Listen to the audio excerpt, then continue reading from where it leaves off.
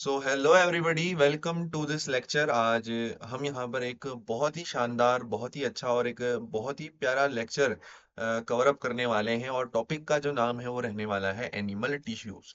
बच्चों, जितनी भी इम्पोर्टेंट चीजें हैं एनिमल टिश्यू के रिगार्डिंग हमें जरूरत पड़ती है या हमें नीट में चाहिए होती हैं, उसको हम यहाँ पर आज कवर करेंगे। तो चलिए फिर शुरू करते हैं बिना किसी विलंब के। तो सबसे पहले ये जो टॉपिक है इसको हम शुरुआत ही यहीं से करेंगे कि एक्चुअली में सर ये बताओ पहले तो कि सर टिश्यू किसे कहते हैं। और मैं ये गारंटी के साथ कह सकता हूँ कि आप में से 80 से 90% लोग इस बात का जो उत्तर है वो आप गलत देंगे। कैसे सर? सर जरा हमें भी समझाओ अच्छे से इस चीज को। मैंने कहा आइए समझते हैं कि टिश्यूज हम पहली बात किसे कहते हैं, फिर हम अपनी जो डिस्कशन है उसको आगे बढ़ाएंगे। देखो, टिश्यूज हम क्या पढ़ते हैं, हम बचपन से जो डेफिनेशन पढ़ते हैं, स्कूल वाली मैडम जो हमें पढ़ाती है वो क्या कहती हैं कि सर टिश्यू जो होता है it is a group of cells. मतलब कुछ इस तरीके की आपको डेफिनेशन मिलती है। मैं इसको लिख लेता हूँ, ठीक है? टाइप कर लेते हैं इसको अपन।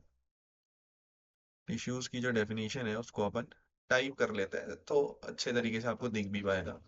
तो देखो, स्कूल में हम क्या पढ़ते हैं, स्कूल में हम पढ़ते हैं कि tissue is a group of cells similar in structure, origin and function। थोड़ा सा enlarge कर लेते हैं इसको। सर ये जो डेफिनेशन आपने यहाँ पर लिखी है, group of cells similar in structure, origin and function, तीन चीजें लिखी हैं सर आपने टिश्यूज के रिगार्डिंग। क्या क्या लिखी हैं ध्यान से देखो, ध्यान से देखेंगे,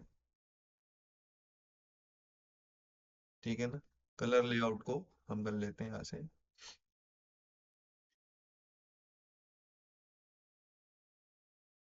just give me a minute. Colourful colourful notes भी आपको मिलेंगे और लास्ट के टाइम पे आप देखना हमें बहुत फायदा होने वाला है नोट्स का। जब हम रिवीजन करेंगे ना एंड मोमेंट में, तो ये हमें बहुत काम आएंगे। तो हमने क्या पढ़ा कि सर टिश्यू ऐसे ग्रुप हैं सेल्स के, मतलब देखो सेल्स का गुच्छा है, ऐसा तो हम पढ़ते ही हैं। और एक जनरल डेफिनेशन हम क्या पढ़ते हैं कि इनकी तीन चीजें सेम होती हैं। कौन कौन सी बच्चों? स्ट्रक्चर, कौन कौन सा, और ओरिजिन, और कौन सा सर? फंक्शन। बच्चों ये एक मिथ है। स्ट्रक्चर का सिमिलर होना इज नॉट मैंडेटरी, फंक्शन का सिमिलर होना इज नॉट मैंडेटरी। हाँ, ये बात बिल्कुल सही है कि अगर कोई सेल्स आपस में मिलके एक टिश्यू बना रहे हैं तो उन सेल्स का ओरिजिन सेम होगा, structure and function can be different. अब इसको अलग अलग लाइनों में नहीं लिखना। ये जो मैंने लिखा है, group of cells similar in structure, origin and function, इसमें से स्ट्रक्चर और फंक्शन पे क्रॉस बना दो। Origin must be same, structure and function can be different. Sir आप कैसे कह सकते हो ऐसा? हम नहीं मानते आपकी बात। मैंने कहा बहुत सही बात है ये, आपको मेरी बात माननी भी नहीं चाहिए। आइए अब मैं आपको ये प्रूफ करके दिखाता हूं। देखो बच्चों, जब हम बात करते हैं आपका ब्लड, किसकी सर? ब्लड की, खून की। जब हम बात करते हैं हमारे शरीर में जो खून है, तो ब्लड को आप कैसे डिफाइन करते हो? सर ब्लड को एनसीईआरटी डिफाइन करती है, मैं क्या डिफाइन करूंगा? फ्लूइड कनेक्टिव टिश्यू कहती है। ये मैंने नहीं कहा, ये लाइन मेरी नहीं है, ये लाइन एनसीईआरटी की है। एनसीईआरटी ने बोला है कि ब्लड तरल है और एक कनेक्टिव टिश्यू है। पहली बात तो फ्लूइड है, तरल है, जो बह सकता है, जो फ्लो कर सकता है। ये मैंने नहीं कहा, ये एनसीईआरटी ने कहा। और एक कनेक्टिव टिश्यू भी है, तो एनसीईआरटी ने कहा कि blood is a fluid connective tissue. तो एनसीईआरटी ने खुद ब्लड को एक टिश्यू मान रखा है। हाँ जी सर, बिल्कुल सही बात है सर, लेकिन ये तो मेरे को भी पता है और सर ये तो आपको भी पता होगा सर। मैंने कहा क्या कि सर ब्लड में होते हैं चार प्रकार के सेल। कितने प्रकार के होते हैं बच्चे? चार प्रकार के होते हैं सर ब्लड में सेल। अच्छा, सर बताओ कौन कौन से होते हैं? मैंने कहा ध्यान से देख। क्या आपको पता है कि ब्लड में व्हाइट ब्लड सेल्स मिलते हैं? क्या आपको पता है ब्लड में रेड ब्लड सेल्स मिलते हैं? क्या आपको पता है सर ब्लड में ना प्लेटलेट्स भी मिलते हैं? ये प्लेटलेट्स क्लॉटिंग का काम करते हैं। ये जो प्लेटलेट्स होते हैं हमारे ब्लड में, ये क्लॉटिंग का काम करते हैं। हमारे ब्लड के जो रेड ब्लड सेल्स होते हैं ये ऑक्सीजन को बाइंड कराने का काम करते हैं। हमारे ब्लड में सर जो है आरबीसी होते हैं, ये जो रेड ब्लड सेल्स होते हैं बच्चों, ये आपका किस काम आते हैं? या रेड ब्लड सेल्स जो होते हैं ये ऑक्सीजन को कैरी करने के काम आते हैं, हीमोग्लोबिन इनके अंदर होता है, इसी कारण ये रेड दिखते हैं। व्हाइट ब्लड सेल्स जो होते हैं वो डिफेंस मैकेनिज्म का काम करते हैं। तो सर तीन तीन प्रकार के सेल्स हमारी ब्लड में मिलते हैं। सर आपने ये क्यों बताया हमें, तो हम जानते हैं। तो अब मैं वही प्रूफ करा रहा हूं ना कि जो डेफिनेशन मैंने आपको दी है, आपको उस पर भरोसा क्यों करना चाहिए। हमने तीन चीजों के पैरामीटर में बच्चों टिश्यू को डिफाइन करा था, उन्हीं तीन चीजों को अब मैं आपको डिस्कशन यहां पर कराने जा रहा हूं, उन्हीं तीन चीजों का। तो बड़े ध्यान से देखेंगे, ठीक है। ध्यान से देखो, तीन चीजें हमें डिस्कस करनी है। और वो तीन चीजें हैं कौन कौन सी? वो तीन चीजें वो तीन चीजें हैं कौन कौन सी? सर पहला है स्ट्रक्चर। सर पहला है स्ट्रक्चर। सर दूसरा है ओरिजिन। और सर तीसरा जो है वो है फंक्शन। पहला है स्ट्रक्चर, तीसरा है ओरिजिन और तीसरा है फंक्शन। सर अगर स्ट्रक्चर की बात करें तो हमें एक चैप्टर आता है एनसीईआरटी में बच्चों, cell the unit of life, वहां पे हमने स्ट्रक्चर की बात कर रखी है। और बोला है वहां पर एनसीईआरटी ने कि डब्ल्यूबीसी का कोई फिक्स्ड शेप नहीं होता है। डब्ल्यूबीसी किसी भी शेप में ढल सकता है, जैसे कि अमीबा। तो ऐसा सेल जिसका कोई फिक्स शेप ना हो, यानी कि अमीबा की तरह किसी भी शेप में वो ढल जाए, उसको अमीबॉइड शेप कहा जाता है। तो एनसीईआरटी ने साफ साफ लिख रखा है कि सर ये जो डब्ल्यूबीसी है इनका जो स्ट्रक्चर होता है वो अमीबॉइड होता है। जो रेड ब्लड सेल्स है सर, इनका जो शेप होता है वो राउंड तो ये होते ही है, प्लस बाई कनकेव होते हैं दोनों तरीके से। ऐसे अंदर को कनकेव मतलब ये, तो इस तरीके से भी ऐसे कनकेव होंगे। आई होप सो कि ये जो मैं आपको दिखा रहा हूं विजुअलाइजेशन आपको हो पाए, I am pretty sure about it. देखो इस साइड से भी कनकेव हो पाए, ये कनकेव हो गया, ठीक है। और इस साइड से भी कनकेव, मतलब ये कुछ ऐसा स्ट्रक्चर होगा। देखो दिख पा रहा है, इस साइड से भी केव है, इस साइड से भी केव है, तो कनकेव शेप के हैं। कौन है कनकेव शेप के? आरबीसी सर, राउंड है प्लस बाई कनकेव है, यानी कि बोथ साइड से ये कैसे हैं? कनकेव है। बोथ साइड से ये कैसे हैं? कनकेव है, ठीक है। बोथ बोथ बोथ साइड से ये कैसे हैं? कनकेव हैं, तो इनको हमने बाई कनकेव कहा। सर और प्लेटिलेट्स, प्लेटिलेट्स में सर शब्द ही आ रहा है प्लेट। तो इनका जो स्ट्रक्चर है सर वो प्लेट लाइक स्ट्रक्चर होता है। इसके बारे में क्या ही बताऊं अब आपको, बताओ। सर अगर ओरिजिन की बात करें तो हमारे जो व्हाइट ब्लड सेल्स बच्चों ओरिजिनेट करते हैं, व्हाइट ब्लड सेल कहां से ओरिजिनेट करेंगे? रेड ब्लड सेल कहां से ओरिजिनेट करेंगे? प्लेटलेट कहां से कुछ नहीं सोचना, ये मीजोडर्मल ओरिजिन के होते हैं। क्यों होते हैं अभी मैं कुछ देर बाद आपको ये भी प्रूव करके बताऊंगा, प्रूव करके बताऊंगा। यस, यस, ये तीनों के तीन मीजोडर्मल ओरिजिन के होते हैं। कुछ नहीं रटना मेरी क्लास में भाई, कुछ नहीं रटना। तीनों के तीन मेसोडर्मल ओरिजिन के हैं, अभी बता दूंगा कुछ देर में, बस थोड़ी देर का इंतजार करो। जैसे ही मैं ये टॉपिक खत्म करके आपको टिश्यूज का जो बेसिक डेफिनेशन है उसको पूरा करके जैसे ही मैं आपको आगे बढ़ा रहा हूँ, आप कहोगे अरे सर ये तो बहुत कॉमन सेंस की बात है सर, कि ये तो ऑब्वियसली इसका ओरिजिन मेसोडर्मल होना चाहिए था। अभी कुछ, बस कुछ देर रुक जाओ, है ना। बस कुछ देर रुक जाओ, तो थोड़ी देर और ठहर जा जालिमा, तो थोड़ी देर और ठहर जा। अब फंक्शन की बात करते हैं। सर फंक्शन, सर डब्ल्यूबीसी का फंक्शन तो सर कौन नहीं जानता सर, डिफेंस का होता है। अच्छा चलो रेड से ही लिख लेते हैं यार, क्या कहते हो?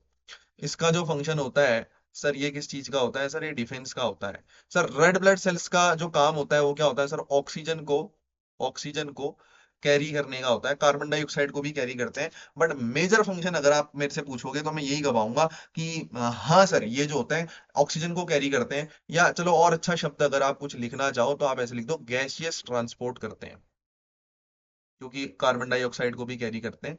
तो अच्छा शब्द ये रहेगा कि सर ये ट्रांसपोर्ट ऑफ गैसेस करते हैं। और सर जो प्लेटिलेट्स हैं इनका काम क्या है? सर इनका काम होता है सर ब्लड क्लॉटिंग का। इसमें बहुत सारे अदर फैक्टर्स भी इन्वॉल्व होते हैं, बट ठीक है अपना काम फिलहाल इतने से चल जाएगा। क्लियर है बात? हाँ जी सर बिल्कुल, इतनी बात हमें क्लियर है। तो बच्चों अब ध्यान से मुझे खुद आप बताएंगे, क्या इन तीनों का, ध्यान से बताओ, यहां पर टेबल देख के बताओ एनसीईआरटी की, क्या इन तीनों का, ये जो तीन सेल हैं ये मिलके एक टिश्यू बना रहे हैं जो कि ब्लड है? हाँ सर, ब्लड के अंदर तीन प्रकार के सेल हैं। ब्लड के अंदर सर तीन प्रकार के सेल है, आरबीसी, डब्ल्यूबीसी और प्लेटलेट्स। तो तीन प्रकार के सेल है और ये मिलके एक टिश्यू बना रहे हैं, और उस टिश्यू का नाम क्या है? ब्लड। कैसा टिश्यू है? फ्लूइड कनेक्टिव टिश्यू है। कैसा टिश्यू है? एक फ्लूइड कनेक्टिव टिश्यू है। अब आप मुझे बताओ कि क्या इन तीनों का स्ट्रक्चर क्या सेम है क्या? अरे सर कैसी बात कर रहे हो, डब्ल्यूबीसी अमीबॉइड है, आरबीसी राउंड एंड बाइकनकेव है, प्लेटलेट्स प्लेट लाइक है। तो नहीं सर, स्ट्रक्चर तो सिमिलर नहीं है। दूसरी चीज, क्या इनका फंक्शन सेम है क्या? सर डब्ल्यूबीसी डिफेंस का काम कर रहा है, आरबीसी ट्रांसपोर्ट ऑफ गैसेस का काम कर रहा है, प्लेटलेट ब्लड क्लॉटिंग कर रहे हैं। तो सर इनका तो फंक्शन भी सेम नहीं है। लेकिन अब लास्ट और आखिरी सवाल, क्या इनका ओरिजिन सेम है? आप मुझे बताइए, क्या ये एक जगह से ओरिजिनेट हो रहे हैं? हाँ सर, इन तीनों का जो ओरिजिन है वो मीजोडर्मल ओरिजिन है। मीजोडर्मल, बच्चों जिनको नहीं पता, जर्म लेयर होती है। जब एक स्पर्म और एक ओवम फ्यूज करते हैं, उसके बाद एक जाइगोट बनता है, तो उस जाइगोट के अंदर तीन जर्म लेयर बनती है। जर्म लेयर इसलिए कहते हैं, जर्म मतलब जो किसी चीज को पैदा करने की कैपेसिटी रखता हो, अपने से अगले को मल्टीप्लाई करके पैदा करने की फैसिलिटी, वो कैपेसिटी रखता हो, उसको जर्म कहते हैं। तो जर्म लेयर तीन होती हैं, एक्टोडर्मल, एंडोडर्मल और मीजोडर्मल। तीन जर्म लेयर होती हैं, उनके बारे में एनिमल किंगडम में हम पढ़ते हैं। अगर आपको नहीं पता था तो कोई बात नहीं, है ना, अभी हम उसको कवर कर ही लेंगे, इसमें कोई बड़ी बात नहीं है। जस्ट अ मिनट बच्चों, यहाँ पर कुछ आई गेस लैग हो रहा है। Just a minute, just a minute, just a minute, just a minute. Now it's fine. ठीक है। तो सर आपने हमें तीन एग्जाम्पल्स देके बता दिया, तीन ब्लड सेल्स के एग्जाम्पल देके बता दिया कि ये तीन प्रकार के सेल मिलके एक टिश्यू बना रहे हैं, जिन जो कि ब्लड है। इनका स्ट्रक्चर सेम नहीं है, इनका फंक्शन सेम नहीं है, बट हाँ सर, इनका ओरिजिन सेम है। तो टिश्यू की अगर कोई भी बच्चों आपसे आज से डेफिनेशन पूछेगा, तो आप एक ही डेफिनेशन चिल्ला चिल्ला के बोलोगे, और वो ये कि ऐसे सेल्स का ग्रुप जिनका स्ट्रक्चर सेम हो ना हो हमें क्या, है ना, जिनका फंक्शन सेम होना हो हमें क्या, लेकिन उनका ओरिजिन हमेशा सेम होना चाहिए। Structure and function may be same, may be different. AIIMS का क्वेश्चन है पुराना, एम्स का क्वेश्चन है पुराना। आपको तो बस किस पे ध्यान देना है सर? ये ओरिजिन मैं ऊपर हाईलाइट कर देता हूं। सर ऐसे सेल्स का ग्रुप, सर ये ग्रुप है कुछ ऐसे सेल्स का जिनका ओरिजिन सेम है, बस ये आपको ध्यान में रखना है। ये ऐसे सेल्स का ग्रुप होता है टिश्यू जिनका ओरिजिन सेम होता है। बात खत्म है बच्चों। आपको बस इतनी डेफिनेशन बहुत अच्छे से क्लियर होनी चाहिए थी, जो मेरे को लगता है मैंने अच्छे से आपको क्लियर करा दी। तो सर आपने टिश्यू तो हमें बहुत अच्छे से समझाया सर, मजा आ गया। सर अब ये भी बता दो कि टिश्यू किस हिसाब से होते हैं, कितने प्रकार के टिश्यू होते हैं, है ना? तो उसको पढ़ने से पहले यहां पर आपको दिख रहा होगा कि सर ये जो स्ट्रक्चर है, फंक्शन, ये सेल्स के अलग अलग हैं। तो एनसीईआरटी ने एक लाइन लिखी है, यहां भी लिखी है, cell the unit of life में भी, तो बहुत इंपॉर्टेंट लाइन है, इसलिए मैं उसको यहीं नोट करा रहा हूं, है ना। आप लिख सकते हैं मेरे साथ, the structure of cell very with the function they perform. तो सेल का जो स्ट्रक्चर है वो किस हिसाब से होता है, किस कैसा सेल का स्ट्रक्चर होगा, ये आप डिसाइड नहीं करोगे, ये मैं डिसाइड नहीं करूंगा, ये भगवान ने उसको इस हिसाब से बना रखा है कि जो भी फंक्शन हमारा सेल करेगा, जो भी फंक्शन हमारा सेल करेगा, उस हिसाब से उसको स्ट्रक्चर प्रोवाइड करा रखा है। The structure of the cell varies with the function they perform. जोन सा सेल, जो सेल जो आपका काम पूरा कर रहा होगा, उसका स्ट्रक्चर वैसा हो जाएगा। ऐसा प्रभु ने लीला रच रखी है भाई, है ना, प्रभु की देन है। तो सेल्स का स्ट्रक्चर जो है इस चीज पे आपका डिपेंड करता है। तो ये बहुत इंपॉर्टेंट लाइन है, आपको नहीं भूलनी। मैं आपसे सवाल पूछ सकता हूँ शीट में डाल के कभी, है ना, अगर अभी हमने कभी इसमें टेस्ट वेस्ट ले लिए कुछ। मैंने सवाल पूछा कि tell me why different cells have different structure, what is the necessity of the cells to have different different structures. सारे सेल्स का शेप, साइज एक जैसा क्यों नहीं हो सकता? तो आप कहोगे सर ये तो फंक्शन है ना, कोई कुछ फंक्शन कर रहा है, कोई कुछ फंक्शन कर रहा है, तो सर सेम साइज हो जाएगा। तो सर बातें कैसे चलेंगी सर? तो बच्चों ये जो बात थी, ये किसकी बात थी? ये बात थी सर एनिमल टिश्यूज की। क्लियर है? एनिमल टिश्यूज की डेफिनेशन की, बेसिक डेफिनेशन की बात थी। ठीक है सर, अब हम टाइप्स पढ़ लेते हैं। अब हम क्या कर लेते हैं? अब हम टाइप्स ऑफ टिश्यू पढ़ लेते हैं, तो हेडिंग बनाएंगे अगली, यहां पर कर लेते हैं, है ना। अगली हेडिंग बनाएंगे types of tissues. Types of tissues. किसके टिश्यू की बात कर रहा हूँ? क्या प्लांट टिश्यू पढ़ा रहा हूँ मैं आपको? नहीं सर, आप एनिमल टिश्यू पढ़ा रहे हो। तो सर मुझे बताओ कि एनिमल के जो टिश्यू हैं सर वो कितने प्रकार के होते हैं? तो बच्चों एनिमल के जो टिश्यू हैं वो आप देखोगे कि 4 प्रकार के हमें मिलते हैं। कितने प्रकार के मिलते हैं सर? 4 टाइप्स के टिश्यू हमें मिलते हैं।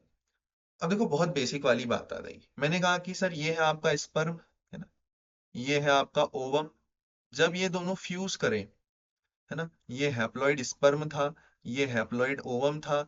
जब ये फ्यूज करे तो इन्होंने डिप्लॉइड क्या बना दिया बच्चों? जाइगोट बना दिया। अब ये जाइगोट डिवाइड करेगा और ये क्या बनाएगा सर? आपकी जर्म लेयर बनाएगा। और जर्म लेयर मैंने अभी बात करी आपसे 3 प्रकार की होती है, एनिमल किंगडम में पढ़ते भी हैं। सर एक जर्म लेयर होती है सर एंडोडर्म। कौन सी होती है? एंडोडर्म। दूसरी जर्म लेयर होती है सर मीजोडर्म। और तीसरी जर्म लेयर होती है सर एक्टोडर्म। ये जर्म लेयर अलग अलग चीजों को प्रोड्यूस करती हैं। कोई जर्म लेयर ऑर्गन बनाती है, कोई हमारी स्किन प्रोड्यूस करती है, कोई ब्लड को बनाएगी। तो इस हिसाब से सर कौन किसको बनाएगी, ये मैं आप क्या प्रूफ करा सकते होगा? यस, यस, ये फायदा है बच्चों यहाँ से पढ़ने का, कि आपको कोई भी चीज रटनी नहीं पड़ेगी। मैं बताऊंगा कि अगर ब्लड मीजोडर्म से बना है तो क्यों बना है, उसके पीछे बहुत सिंपल लॉजिक है, अगर आप ध्यान से पढ़ोगे तो। जैसे अगर मैं बात करूं यहाँ पर एंडोडर्म की, तो एंडो मतलब सर अंदर, एंडो अंदर, है ना। तो ये इनर मोस्ट लेयर होती है, सबसे अंदर वाली जर्म लेयर कौन सी होती है? Endoderm. Mesoderm, M for meso, M for middle. और सर एक्टोडर्म जो होती है सर, ये होती है आपकी आउटर मोस्ट जर्म लेयर। अब जर्म लेयर को अगर आपको समझना है तो आप, और कौन सा ऑर्गन किससे बना है अगर आपको कुछ समझना है, तो आप बनाएंगे मेरे साथ एक डायग्राम। वो डायग्राम कैसा है सर? वो डायग्राम कुछ ऐसा है कि बच्चों हम अपनी बॉडी बनाने जा रहे हैं, ठीक है, हमारी बॉडी। तो हमारी बॉडी में जनरली आप देखोगे कि सर 2 ओपनिंग होती हैं। हमें एक कंप्लीट, आप देखोगे क्या है, डाइजेस्टिव सिस्टम है। तो ये ऊपर वाली ओपनिंग हो गई, जिसको हमने माउथ का। ओपनिंग से मेरा मतलब ये नहीं कि आप प्रॉपर ऑर्गेनिज्म ही ड्रॉ कर दो, बस ओपनिंग हो दिखानी है हमें, है ना। इसको क्या बोलते हैं, कौन सा बॉडी प्लान बोलते हैं सर? इसको बोलते हैं बच्चों tube with in tube body plan. हम में भी ऐसा ही बॉडी प्लान है ना। ये फर्स्ट ओपनिंग है, ये फर्स्ट ओपनिंग है। और इस ओपनिंग को हम प्यार से मुंह, माउथ कहते हैं। और ये सेकंड ओपनिंग है, जिसको आप एनस कहते हो। लास्ट का पोर होता है, यहीं से आप फीकल मीटर को एक्सक्रीट आउट करते हो। तो हमारी बॉडी में 2 ओपनिंग होते हैं, लेकिन हमारी बॉडी में tube with in tube body plan है। सर ऐसा क्यों है बच्चों? क्योंकि जब हम माउथ से खाना लेते हैं तो उसके बाद वो खाना जाता कहाँ है? सर वो खाना जाता है आपका ईसोफेगस में। ये देखो, कहाँ जाता है सर? ईसोफेगस में। तो हमारी बॉडी में आप देख पा रहे हो कि ट्यूब के अंदर ट्यूब है, एक ट्यूब तो बाहर पे है, और उसके अंदर एक ट्यूब है जिसे हम क्या बोलते हैं? श्वास नली। अ, तो नहीं कहेंगे इसको ईसोफेगस है, सॉरी। इसको कहते हैं हम ईसोफेगस, है ना, खाने की नली, भोजन नली जरूर कह सकते हैं इसको। तो ये हमारी क्या है? ईसोफेगस है। तो इस टाइप के बॉडी प्लान को पहली चीज क्या कहते हैं? एनिमल किंगडम में पढ़ते हैं सर। ये हम कहाँ पढ़ते हैं बच्चों? एनिमल किंगडम में पढ़ते हैं। तो इस टाइप का जो बॉडी प्लान है, tube with in tube body plan है। बाहर पे एक बड़ी ट्यूब है और अंदर पे एक छोटी ट्यूब है। तो ऐसे बहुत सारे ऑर्गेनिजम्स बने होते हैं, और हम जो ह्यूमंस बने हैं वो इसी टाइप के एक बॉडी प्लान्स को लेके बने हैं। तो आपको मैं एक चीज यहाँ पर बताता हूँ, क्या बताता हूँ सर, बड़ी इंटरेस्टिंग चीज है। ये जो हमने जम लेयर पढ़ी है, अब मैं यहाँ पर उसको आपको अरेंज करके तो दिखाऊंगा ही, ठीक है, नो डाउट। इसको यहाँ पर हम अरेंज करके तो दिखाएंगे ही, उसमें कोई बड़ी बात है नहीं। ये बॉडी प्लान जो है हम ह्यूमंस में भी दिखता है। अब इसमें इंटरेस्टिंग क्या है, जरा समझना। जैसे एक पेन है, तो पेन अगर आप देखोगे, मेरे पास ट्रांसपेरेंट पेन है नहीं एक्चुअली पूरी, तो ये सेमी ट्रांसपेरेंट है, अब दिखेगी तो नहीं आपको। तो ये देखो, ये भी एक tube with in tube body plan है, ये बड़ी ट्यूब है। और इसके अंदर ये जो रिफिल है, ये देखो इसके अंदर चले जाती है रिफिल, ये है ना, ये देखो, ये रिफिल, ये बड़ी ट्यूब के अंदर छोटी ट्यूब है। ऐसा ही तो हमारी बॉडी भी है, बाहर से एक एक हमारा कवर जैसा है, एक बाहर से एक दूसरे एक ट्यूब है, और उसके अंदर से एक और ट्यूब है जिसको हम ये यहाँ पर ईसोफिगस कह रहे हैं, ईसोफिगस, जो हमारा खाना फूड ट्रेवल कराती है, फूड पाइप कहते हैं इसको हम। तो सर ये जो ईसोफेगस है और ये जो बाहर की है, tube with in tube body plan इसलिए इसको कहा जाता है। तो अब ध्यान से सुनना, मैंने आपको 3 लेयर बताई। 3 लेयर में से बच्चों मुझे बताओ, बाहर वाली क्या थी, एंडो, बीच वाली मीजो, अंदर वाली एक्टो। अभी बीच वाली को भूल जाओ। दो कौन कौन सी बची, सर, अंदर वाली एंडो और बाहर वाली एक्टो। तो मुझे बताओ, इसमें से बाहर वाली चीज आपको कौन सी दिख रही है? सर बाहर तो ये काला काला वाला पार्ट हमें दिख रहा है, काला काला वाला पार्ट हमें दिख रहा है सर बाहर पे, तो हाँ जी सर। तो यहाँ पे बच्चों, ये देखो, इस तरीके से जो सेल्स प्रेजेंट होंगे, कुछ होंगे सेल्स यहाँ पर, किसी सेल्स की तो बनी होगी है। मानते हो कि नहीं? अरे हाँ सर, बिल्कुल मानते हैं। अगर हमारे बाहर पे स्किन है, ये हमारी स्किन के तरह आप इसको मान रहे हो ना, तो हमारी जो स्किन है वो किसी प्रकार के सेल से तो बनी होगी। तो हमने उसको दिखा दिया कुछ इस तरीके से, कुछ कुछ इस तरीके से। ये देखो, ये हमारे बाहर वाले स्किन जिन सेल से बनी है, ये हमने दिखा दिया। अच्छा, ये कौन से सेल्स हैं कहा हमने सर? सर आपने कहा कि थोड़ा सा ऊपर से बनाएंगे, यस। ये जो है, ये आपका क्या है, सबसे बाहर है, तो इसको हमने कहा एक्टोडर्म। तो एक्टोडर्म ने कौन से सेल्स बनाए सर? बाहर वाले सेल्स बनाए। जो जर्म लेयर थी उसने कौन से सेल बनाए सर? बाहर वाले सेल्स बनाए। और समझने योग्य भी है, क्योंकि एक्टोडर्म बाहरी लेयर थी, तो उसने सबसे बाहर वाले सेल्स बनाए होंगे। अच्छा सर, ये जो आपको अंदर दिख रहा है ये, हाँ सर, ये हाँ हाँ हाँ, हाँ जी बताइए, ये क्या है सर? ये सबसे अंदर की चीज है। अच्छा, फूड पाइप के अंदर तो आपके सेल्स होंगे नहीं। अरे फूड पाइप तो क्या है, पाइप है ना, उसके अंदर तो खोखला होगा। तो जो फूड पाइप की जो वॉल बनी होगी, वो किससे बनी होगी सर? सबसे अंदर वाली लेयर से बनी होगी, क्योंकि सबसे अंदर होती है फूड पाइप, सबसे अंदर होती है फूड पाइप।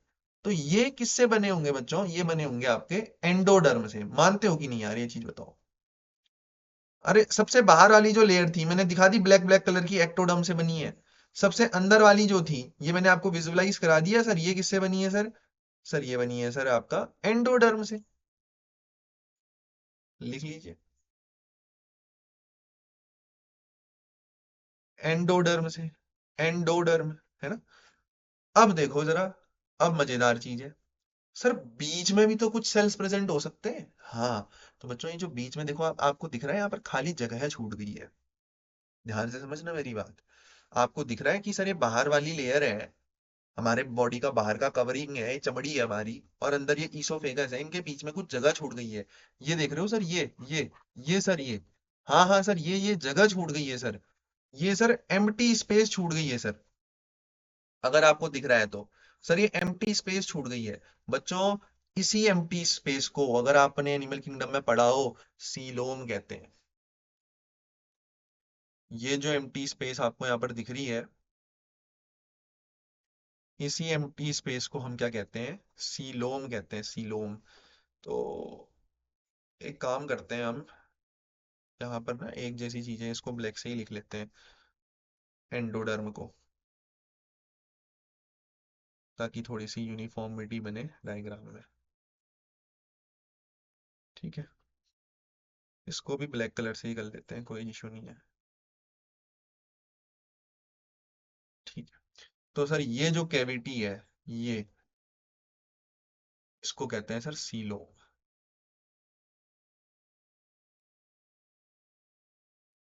और सीलोम क्या है? हमारी बॉडी कैविटी है। और अगर आपने एनिमल किंगडम थोड़ा भी ढंग से पढ़ा है तो आपने पढ़ा होगा कि true coelom is lined by mesoderm. Yes, इसी बॉडी कैविटी में हमारे ऑर्गन्स फिट होते हैं। जैसे यहाँ पर मान लो किडनी फिट हो गई, है ना, यहाँ पर मान लो दिल फिट हो गया, यहाँ पे कुछ और फिट हो गया, यहाँ पर कुछ और फिट हो गया, यहाँ पर कुछ और फिट हो गया, तो इसी को सीलोम कहते हैं। तो एंडोडर्म और एक्टोडर्म के बीच में कुछ जगह बच जाती है जहां पर हमारे बॉडी के ऑर्गन्स फिट होते हैं और फ्लूइड भी आता है हमारी बॉडी का। अब हमारी बॉडी में जो ब्लड है, जो लिम्फ है, वो भी कहाँ आएगा? वो भी तो इसी स्पेस में आएगा। तो इसी स्पेस को बच्चे क्या कहते हैं सर? इसी स्पेस को सीलोम कहते हैं। यही हमारी क्या होती है बच्चों? आपको साफ साफ दिख रहा है सर, यही हमारी बॉडी कैविटी होती है। ठीक है। तो सर ये जो सीलोम है ये किससे लाइंड अप होगी? अरे बाहर वाली लेयर तो एक्टोडर्म ने बना दी, अंदर ईसोफेगस एंडोडर्म ने बना दी, बचा क्या? मीजोडर्म। तो लिख लो यहाँ पे, ये लिख लो यहाँ पे, ये देखो, ये देखो, ये देखो,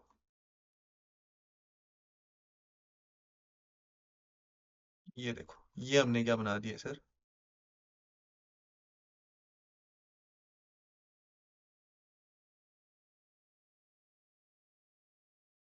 ये हमने मीजोडर्म के कुछ सेल्स बना दिए हैं। कुछ कुछ इस प्रकार से। अब ये जो हरे वाले सेल्स हैं, बड़े ध्यान से आपको समझना पड़ेगा इसको। ये जो हरे वाले सेल्स हैं बच्चों, ये जो हरे वाले सेल्स हैं, हरे वाले सेल्स, ये डायग्राम बनता ही थोड़े कॉम्प्लिकेटेड है यार, है ना? तो आप जितनी साफ सफाई से बना पाओ इसको कॉपी में, उतना बढ़िया। तो ये जो हरे वाले सेल्स हैं, ये आपके किसके हैं? मीजोडर्म के हैं। लेकिन आप बहुत डायग्राम में ध्यान मत दिया करो, बायोलॉजी पढ़नी है तो आपको आगे भी तो पढ़ना है। अरे इन्हीं चीजों में थोड़ी फंस के रहना है यार। तो ये तीनों हमारी क्या है बच्चों? ये तीनों हमारी जर्म लेयर है। सर आपने तो कहा था मैं ये याद करा दूंगा कि कौन सी चीज किस लेयर से बनी है। अरे आप करा दूंगा ना फिर, अब करा दूंगा ना। देखो कैसे।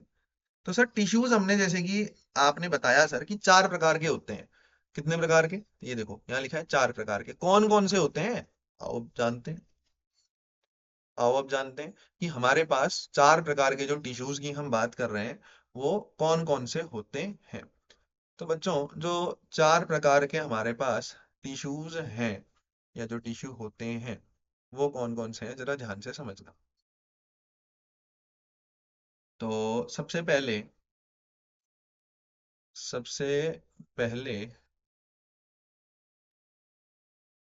जो है हमारे पास वो है एपिथेलियल टिश्यू, जिससे हमारी स्किन वगैरह बन रखी है। उसके बाद हमारी बॉडी को कनेक्ट करने का जो काम कर रहा है, जैसे कि ब्लड, जिसको हम बोलते हैं कनेक्टिव टिश्यू। उसके बाद आप अपना हाथ पैर चला पाते हो, आप किसी को मुक्का मार पा रहे हो, तो उसके पीछे किसका क्या रीजन है? Sir muscular tissue. और उसके बाद आपकी इतनी अच्छी खासी सोचने की क्षमता है ना? तो वहां पर क्या है? नर्वस टिश्यू या न्यूरल टिश्यू सिस्टम, जो भी आप कहना चाहो, अपनी अपनी श्रद्धा अनुसार। ठीक है।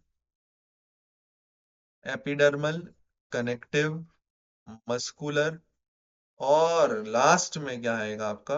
न्यूरल। दो चीजें यहां पर मैं बता रहा हूं, फिर हम इनकी इन डेप्थ स्टडी करना शुरू कर देंगे। दो चीजें हमें पढ़नी है। पहली चीज है बच्चे ओरिजिन। ये ओरिजिन में बच्चे बड़े परेशान रहते हैं, इसलिए ऊपर वाला डायग्राम मैं बनवाता हूँ। और दूसरा फंक्शंस या स्पेशल पॉइंट्स, कुछ हम यहाँ पर इनके बारे में वो लिखेंगे। तो सर ओरिजिन की बात करते हैं। Sir epithelial tissue, sir epithelial tissue, sir epithelial tissue मतलब जो किसी भी चीज की कवरिंग बनाए। ध्यान से सुनना मेरी बात। एपिथेलियल टिश्यू मतलब सिर्फ ये नहीं कि चमड़ी आ गई। मुझे बताओ, क्या हमारे विसरा में कवरिंग नहीं होती? विसरा, सर विसरा तो पता ही नहीं हमें। अरे भाई तेरे को विसरा नहीं पता? तेरे को विसरा नहीं पता? सुन मैं बताता हूँ। विसरा मतलब हमारे इंटरनल ऑर्गन्स। हमारे इंटरनल ऑर्गन्स, उनको विसरल ऑर्गन्स कहते हैं। और जो कैविटी होती है उनको विसरल कैविटी, विसरास कहते हैं। तो विसरा मतलब इंटरनल ऑर्गन। तो सर जो हमारे इंटरनल ऑर्गन है, क्या उनमें कोई प्रोटेक्टिव लेयर नहीं है क्या? है ना। क्या उनकी कोई कवरिंग नहीं है क्या? सर है ना।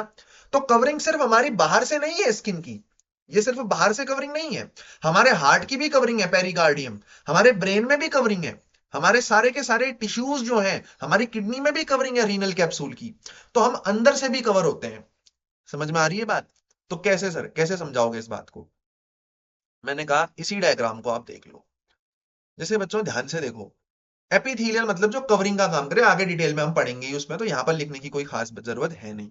आप ध्यान से देखो कि सबसे पहले सर ये जो एक्टोडर्म है, एक्टोडर्म, इसने बाहर की कवरिंग बना दी, जिसको हम क्या कहेंगे? स्किन कहेंगे। इसको हम क्या कहेंगे? स्किन कहेंगे। उसके बाद क्या हमारी ईसोफिगस की कवरिंग नहीं है क्या? सर कैसी बात कर रहे हो, सर ईसोफिगस की भी कवरिंग है। उस ईसोफिगस की कवरिंग को, ये लाल वाली कवरिंग को बना कौन रहा है? सर एंडोडर्म बना रहा है। बाहर की काली वाली स्किन की कवरिंग को कौन बना रहा है? एक्टोडर्म। अंदर वाली ईसोफिगस की कवरिंग को कौन बना रहा है? एंडोडर्म। और बीच में ब्लड भी है, और देख ब्लड की भी कवरिंग है।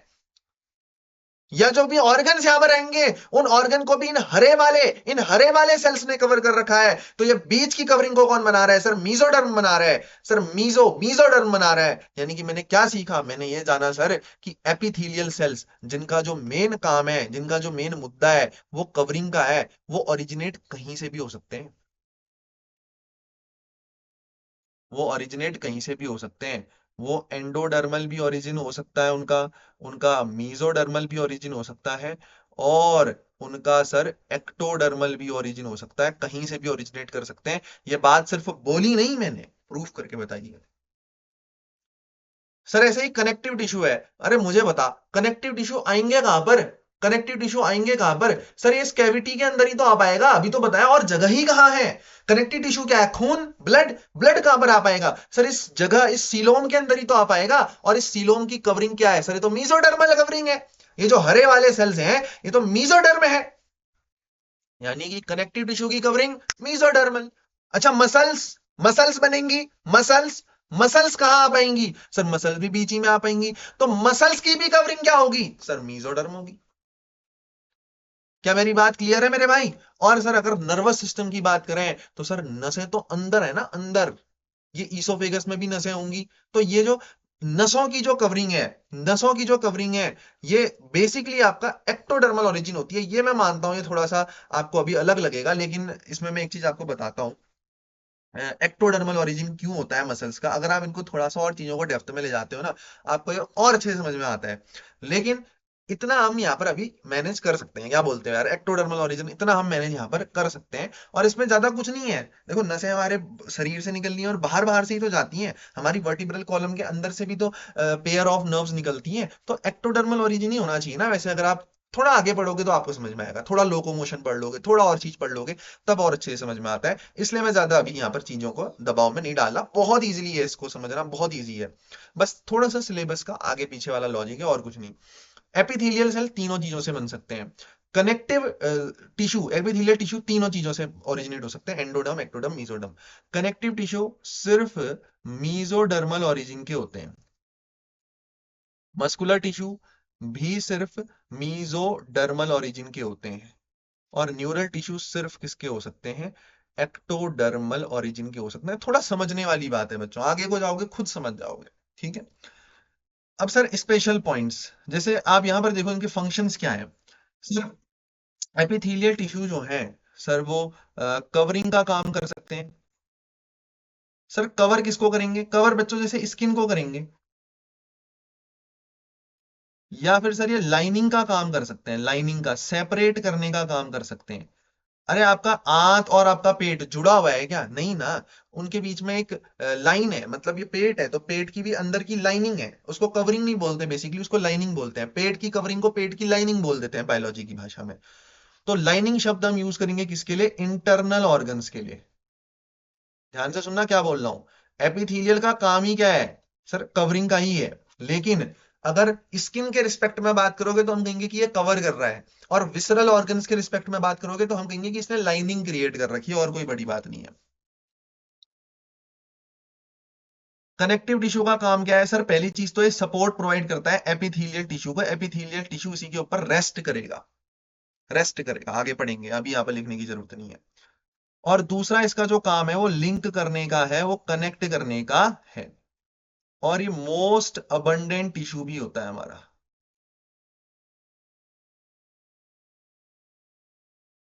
Sir muscular tissue sir locomotion and movement में हमारी हेल्प करता है, लोकोमोशन एंड मूवमेंट में हमारी हेल्प करता है। सर लोकोमोशन और मूवमेंट का क्या मतलब होता है? ध्यान से समझना भाई। मूवमेंट का मतलब हो गया मैंने गर्दन ऐसी करी, दिस इज मूवमेंट। ये मूवमेंट है, क्या है? मूवमेंट है। लेकिन मैं उठ के इधर से उधर चले गया, ये लोकोमोशन है। अगर मेरी सराउंडिंग मेरे रिस्पेक्ट में चेंज हो रही है मोशन के बाद, तो मैं उसको लोकोमोशन कहूंगा। लोकोमोशन का मतलब किसी ऑर्गेनिज्म की सराउंडिंग चेंज होनी चाहिए। मैं चल के इधर से उधर चले गया तो मेरी आसपास की सराउंडिंग चेंज होगी, तो मैं उसको लोकोमोशन कहूंगा। और अगर मैं सिर्फ ऐसे ऐसे हाथ पैर बस हिला रहा हूँ, ये this is just a movement, this is not locomotions. But all locomotions are movement, but all movements are not locomotion. This is a movement, लेकिन ये लोकोमोशन नहीं है, मेरी पोजीशन चेंज नहीं हुई। मैं चल के इधर से उधर गया तो मैंने लोकोमोशन तो करा ही, लेकिन वो लोकोमोशन हुआ किसकी वजह से? मूवमेंट की वजह से। तो all locomotions are movements, but all the movements are not locomotions. ये आगे पढ़ेंगे हम। अगर यहां समझ में नहीं आ रहा तो डोंट टेक अ लोड।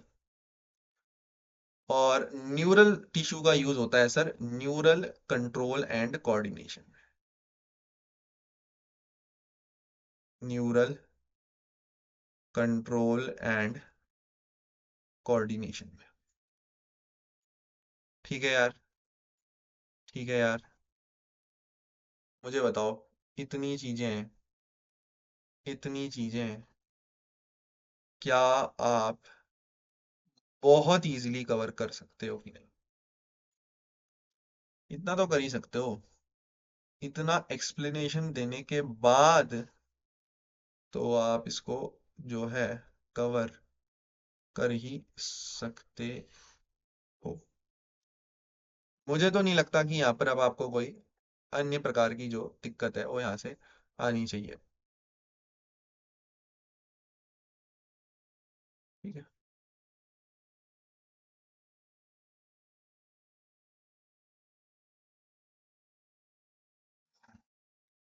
अब थोड़ा सा मैं एक काम करता हूँ, देखो लेक्चर की ड्यूरेशन ना लिखते लिखते बहुत बड़ी बन जा रही है। मैं क्या करता हूँ, मैं थोड़े नोट्स अरेंज कर लेता हूँ पहले, है ना, थोड़े से नोट्स अरेंज कर लेता हूँ ताकि आपको भी सहूलियत हो, मुझे भी सहूलियत हो और लेक्चर थोड़ा सा छोटा बन पाए। अच्छा बच्चों, बहुत से बच्चों को क्या है नोट्स चाहिए होते हैं प्रॉपरली, तो ये मैंने आपको नोट्स यहाँ पर अच्छे से अरेंज करके दे दिए हैं। छोटा सा पेज है, चाहो तो आप प्रिंट आउट भी निकाल सकते हो, but I will not suggest it, क्योंकि प्रिंट करी हुई चीजें कभी याद नहीं होती, लिखना इज वेरी गुड।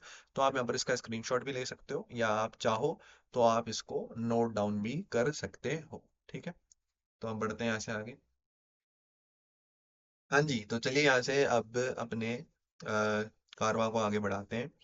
और हमने यहाँ पर कितने तरीके के टिश्यूज प्रेजेंट होते हैं एनिमल्स में, इसको यहाँ पर देख लिया है। तो अब प्रॉपर नोट्स ओरिएंटेड जो है मैं बना के ला रखा हूँ, उन पे हम चर्चा करते हैं, उनको खोलते हैं और उन नोट्स को हम अच्छी तरीके से समझते हैं। देखिए, होप सो ये विजिबल तो आपको पूरा ही होगा। मैं एक बार आपको पूरा मौका दे देता हूँ इसको एक बार नोट डाउन करने का। अगर आपको यहाँ से विजिबल है आप कर सकते हो, बाकी मैं जूम इन करके तो इसको एक्सप्लेन मेरे को करना ही है, तो डोंट वरी अबाउट इट। देखिए, अगर हम अब इसको समझते हैं एक एक करके, तो किस तरीके से हम यहाँ पर आगे बढ़ते हैं, तो एक एक करके हम सारे टिश्यूज को समझना है। अब पहले जो हम टिश्यू समझेंगे उस टिश्यू का नाम है एपिथेलियल टिश्यू। ठीक है, तो टिश्यू हमारे चार प्रकार के थे, पर साथ में बोलेंगे एपिथेलियल, कनेक्टिव, मस्कुलर और न्यूरल। ठीक है, तो एपिथेलियल टिश्यू में समझो दोस्त क्या होता है। देखो एपिथेलियल शब्द दो शब्दों से मिलकर बना है, एपी और थीलियल। एपी शब्द जो है इसका मतलब होता है अपॉन। अपॉन मतलब किसी के ऊपर, है ना। अपॉन मतलब क्या हुआ? किसी के ऊपर। तो एपी जो यहाँ पर शब्द लिखा गया है, इसका मतलब क्या है? किसी के ऊपर, अपॉन, अपॉन। और थीलियल का मतलब होता है रेस्ट। तो एपिथेलियल टिश्यू वो टिश्यू है जो कनेक्टिव टिश्यू के ऊपर रेस्ट करता है। जैसे हमारे शरीर में जो ब्लड फ्लो कर रहा है, इसके ऊपर हमारी स्किन रेस्ट कर रही है, तो हमारी स्किन भी क्या है? Kind of epithelial tissue. Clear है बात? एपिथेलियल टिश्यू किसके कांटेक्ट में रहता है? देखो ध्यान से समझना, एपिथेलियल टिश्यू कहाँ कहाँ प्रेजेंट होगा सर? कवरिंग में, यानी कि जैसे मेरी स्किन की कवरिंग है, तो ये कवरिंग क्या है? Epithelial tissue. क्या ये मेरी स्किन कांटेक्ट में नहीं है एनवायरनमेंट के साथ? है सर। तो यानी कि मैं ऐसा कह सकता हूं कि एपिथेलियल टिश्यू एनवायरनमेंट के कांटेक्ट में तो रहता ही है, बिल्कुल रहता है। और ये भी बताओ कि मेरे बॉडी के अंदर जो ईसोफेगस है उसकी भी तो कुछ कवरिंग होगी, है ना? बेसिकली इसका काम क्या है एपिथेलियल टिश्यू का? हमने अभी पढ़ा पहली वाली स्लाइड में, कवरिंग का काम है। तो एक तो स्किन की कवरिंग होगी जो कांटेक्ट में है एनवायरनमेंट के साथ, और मेरे अंदर ईसोफेगस भी तो है। वो ईसोफेगस किसके साथ कांटेक्ट में है सर? वो ईसोफेगस बॉडी फ्लूइड है। बॉडी फ्लूइड यानी कि ब्लड हो गया, लिम्फ हो गया, इनके साथ कांटेक्ट में, फूड के साथ, केमिकल के साथ, एक्सेट्रा इन टाइप की चीजों के साथ ये कनेक्ट में रह कांटेक्ट में रह सकता है। तो एपिथेलियल टिश्यू दो कांटेक्ट में रह सकता है, या आउटर एनवायरनमेंट के साथ, या बॉडी फ्लूइड, फूड्स, केमिकल्स के साथ। पैकिंग की बात करें तो ये टाइटली पैक्ड होता है विद लिटिल इंटरसेलुलर स्पेस। बहुत सारे क्वेश्चंस आपको बहुत सारी किताबों में इस पे बेस्ड जो है वो मिल जाएंगे। सीधे सीधे सवाल पूछते हैं कि एपिथेलियल टिश्यू की पैकिंग कैसी होती है? आप कहना सर टाइटली पैक्ड होती है, लिटिल इंटरसेलुलर स्पेस होता है, इनके बीच में इंटरसेलुलर स्पेस बहुत ही कम होता है। अभी हम इसमें डायग्राम देख के समझ भी लेंगे। अब एपिथेलियल टिश्यू दो प्रकार का होता है। पहला सिंपल एपिथेलियम और एक कंपाउंड एपिथेलियम। ध्यान से सुनना, एपिथेलियल टिश्यू को सर डिवाइड किस आधार पे किया आपने? आधार बताओ पहले। तो मैंने कहा नंबर या लेयर ऑफ सेल के आधार पे मैंने इसको जो है डिवाइड कर रखा है एपिथेलियल टिश्यू को। अगर एपिथेलियल टिश्यू सिंगल लेयर है, ऐसे सिंगल लेयर है, सिंगल सिंगल सेल की अगर लेयर से बना है, तो उसको हम सिंपल एपिथेलियम कहते हैं। Single layer of cell present होगी। तो सिंगल लेयर प्रेजेंट होगी मतलब बहुत ही पतला टिश्यू होगा। फिर अगर बहुत पतला टिश्यू है तो क्या डिफ्यूजन इजीली हो पाएगा? एक चीज देखो, अगर कोई पतला टिश्यू है, सिंपल टिश्यू, पतला टिश्यू का मतलब क्या है सर? ये हो गया सर, ये इस तरीके से सिंपल लेयर है। तो क्या यहाँ पर इजीली डिफ्यूजन हो पाएगा? ऊपर की चीज नीचे जा पाएगी, नीचे की चीज ऊपर आ पाएगी? हाँ जी। तो इनका मेन काम क्या है सर? एक डिफ्यूजन का। दूसरा सीक्रेशन का। सीक्रेशन मतलब किसी चीज को अपने में बना के रिलीज करना, उसको सीक्रेशन कहते हैं। फिल्ट्रेशन का काम ये कर सकते हैं क्योंकि सिंगल लेयर है। और एब्जॉर्प्शन, एब्जॉर्प्शन का काम भी ये लगभग कर सकते हैं, भली भांति परफॉर्म कर सकते हैं। सिंपल एपिथेलियम तीन प्रकार के होते हैं, स्क्वैमस, क्यूबिकल और कॉलमनार। कितने प्रकार के? स्क्वैमस, क्यूबिकल, क्यूबॉइडल और कॉलमनार। अब स्क्वैमस की बात करूं तो स्क्वैमस कुछ ऐसे दिखते हैं, ये फ्लैट होते हैं और टाइल के जैसे होते हैं, ऐसे टेसिलेटेड एंड्स होते हैं इनके। टेसिलेटेड एंड्स क्यों होते हैं? टेसिलेटेड, सरफेस एरिया बढ़ाते हैं, तो ऐसे दिखते हैं स्क्वैमस। क्यूबॉइडल क्यूब शेप के होंगे, क्यूब शेप के। और कॉलमनार ऐसे कॉलम की शेप के होंगे। तो ये स्ट्रक्चर्स हमें आगे पढ़नी है तो वहां पर हम देखेंगे। फिलहाल मैंने क्या बताया ध्यान से सुनना। हमने बात करी सर एपिथेलियल टिश्यू की। एपिथेलियल यानी कि अपॉन रेस्ट, इस शब्द को अगर तोड़े तो एपी का मतलब अपॉन, थीलियल का मतलब रेस्ट। तो एपिथेलियल टिश्यू रेस्ट करते हैं basically upon the connective tissue. Epithelial tissue की अगर हम बात करें कांटेक्ट में, तो ये इन्वायरमेंट के साथ भी कांटेक्ट में रहते हैं, और अगर शरीर के अंदर की बात करें तो ये बॉडी फ्लूइड्स के साथ कांटेक्ट में रहते हैं, फूड के साथ कांटेक्ट में रहते हैं, केमिकल्स के साथ कांटेक्ट में रहते हैं। पैकिंग की बात करें तो एपिथेलियल टिश्यू टाइटली पैक्ड होते हैं और इनमें बहुत ही कम इंटरसेलुलर स्पेस होता है। जैसे कि हमारी स्किन में भी तो सेल्स टाइटली पैक्ड है, लेकिन थोड़ा थोड़ा इंटरसेलुलर स्पेस है जिसे हम स्किन के पोर्स कह देते हैं, जहां से हमारे बाल निकलते हैं। उसके बाद अगर हम बात करें एपिथेलियल टिश्यू की, तो सिंपल और कंपाउंड होते हैं। सिंपल मतलब सिंगल लेयर प्रेजेंट है। अब सिंगल लेयर क्या काम कर सकती है? डिफ्यूजन, सीक्रेशन, एब्जॉर्प्शन, फिल्ट्रेशन, इनका काम कर सकती है। सिंपल एपिथेलियम फर्दर डिवाइडेड है तीन पार्ट्स में, स्क्वैमस, क्यूबिकल, क्यूबॉइडल और कॉलमनार। कंपाउंड एपिथेलियम यानी कि बहुत सारी लेयर्स प्रेजेंट होंगी, तो इनका काम प्रोटेक्शन का है। किसका काम है? प्रोटेक्शन का। प्रोटेक्शन को बढ़ाने का काम है, ध्यान रखना। प्रोटेक्शन का काम सिंपल एपिथेलियम भी कर रहा है, लेकिन कंपाउंड एपिथेलियम वहां पर प्रेजेंट होगा जहां प्रोटेक्शन ज्यादा चाहिए, ज्यादा प्रोटेक्शन। भाई ये सिंगल लेयर वाला है, सिंगल लेयर भी तो प्रोटेक्शन प्रोवाइड करा ही सकती है, किसने मना करा? सिंगल लेयर क्या प्रोटेक्शन प्रोवाइड नहीं करा रही है। लेकिन कंपाउंड एपिथेलियम में क्या है, आप देख पा रहे हो, एक सेल की लेयर ही है, एक लेयर ही है, बहुत सारी लेयर्स हैं। तो इन लेयर्स की वजह से जो प्रोटेक्शन है वो बढ़ जा रही है, जो प्रोटेक्शन है वो बढ़ जा रही है। क्लियर है बात? हाँ जी सर, बिल्कुल ये बात हमें क्लियर है। अब एक बढ़िया बढ़िया डायग्राम है यहाँ पर, एनसीईआरटी का ही डायग्राम है, उसको हम अच्छे तरीके से समझते हैं। एनसीईआरटी क्या क्या हमसे कहना चाह रही है, इस डायग्राम में हमने अच्छे तरीके से यहाँ पर रिप्रेजेंट कर रखा है। देखिए, ये जो डायग्राम आपको यहाँ पर दिख रहा है, इस डायग्राम को हम अच्छे तरीके से समझने की कोशिश करते हैं। सबसे पहले इस डायग्राम में हमने ऊपर पे बहुत सारे सेल्स बना रखे हैं, अगर आप ध्यान से देख पा रहे होंगे तो सर ये जो सेल्स हैं, ये सेल्स कौन से हैं सर? ये सेल्स हैं बच्चों एपिथेलियल टिश्यू के सेल्स। ये जो सेल्स हैं इन्होंने आपस में मिलके एक सेल, दो सेल, तीन सेल, इस तरीके से एक टिश्यू बना रखा है। इस टिश्यू को एपिथेलियल टिश्यू का अब ये जो एपिथेलियल टिश्यू होता है ये ए वेस्कुलर होता है, आपको याद होना चाहिए। सर ए वेस्कुलर मतलब, भैया ए वेस्कुलर मतलब इनमें कोई भी ब्लड वेसल्स नहीं होती, ना ही आर्टरी होती है ना ही वेन होती है। तो सवाल ये आया कि जब इनमें ब्लड वेसल्स नहीं होती तो इनके पास खाना कौन पहुंचाएगा, इनसे ऑक्सीजन इनको कौन पहुंचाएगा, इनका वेस्ट कौन लेके जाएगा। तो वो कनेक्टिव टिश्यू वो काम को पूरा करता है, कनेक्टिव टिश्यू जैसे कि ब्लड। तो ब्लड में क्या है हमारे, सर आर्टरी तो है ही, ये रेड कलर की आर्टरी है, और ये सर वेन भी है। तो बच्चों आर्टरी की में कौन सा ब्लड लाएगी, ऑक्सीजनेटेड ब्लड ही लाती है मोस्ट कॉमनली आर्टरी। हालांकि आर्टरी और वीन को बहुत लोग ऐसे डिफाइन करते हैं कि आर्टरी ऑक्सीजनेटेड ब्लड लाती है, वीन डीऑक्सीजनेटेड ब्लड लाती है, टोटली रॉन्ग कंसेप्ट है। आर्टरी का मतलब वो जो हार्ट से अवे ब्लड कैरी करे, और वीन का मतलब वो जो हार्ट के टुवर्ड्स ब्लड को कैरी करे, कंसेप्ट तो यही कहता है। लेकिन यहां पर हम अगर नॉर्मली जनरल टर्म्स में बात करें तो आर्टरी ऑक्सीजन को कैरी करती है।